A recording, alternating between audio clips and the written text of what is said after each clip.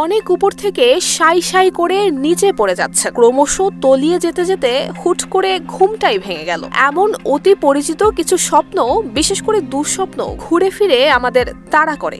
এভাবে কিছু স্বপ্ন হয়ে যায় পরিচিত মানুষের মতোই। অনেকে হাঁপ ছেড়ে বাঁচেন যে এটি আর কখনো ফের দেখতে হবে না। মুশকিলের বিষয় হলো অনেকের ক্ষেত্রে শেষ বাক্যটি প্রযোজ্য নয়। তারা হয়তো একই স্বপ্ন বারবার দেখেন। প্রথমবার দেখা হলেও মনে হয় আমাদের আগেও কখনো দেখা হয়েছে।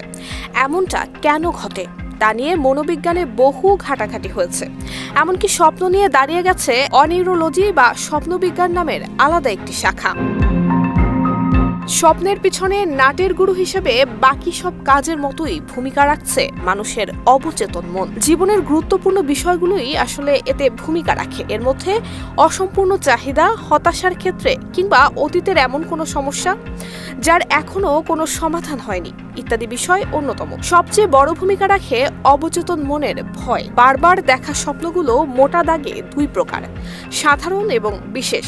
সাধারণ স্বপ্নগুলো অনেকেই দেখে থাকে, অন্যদিকে বিশেষ স্বপ্নের নকশা বোনা হয় ব্যক্তির জীবনের নিজস্ব অভিজ্ঞতা এবং চাহিদার উপর ভিত্তি করে। সাধারণত বারবার দেখা হয় এমন স্বপ্নের মধ্যে রয়েছে অনেক উঁচু থেকে নিচে পড়ে যাওয়া, জরুরি কোনো কাজে দেরি করে ফেলা, বাস কিংবা ট্রেনে সঠিক সময় উঠতে না পারা, দাঁত কিংবা চুল পড়ে যাওয়া, পথ হারিয়ে ফেলা ইত্যাদি।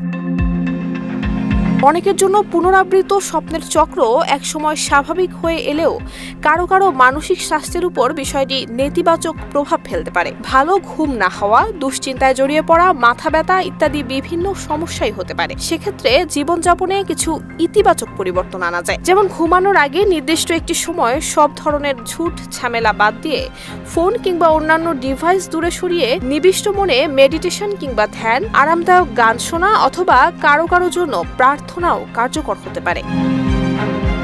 নুসরাত জাহান মেহেক, ঢাকা পোস্ট।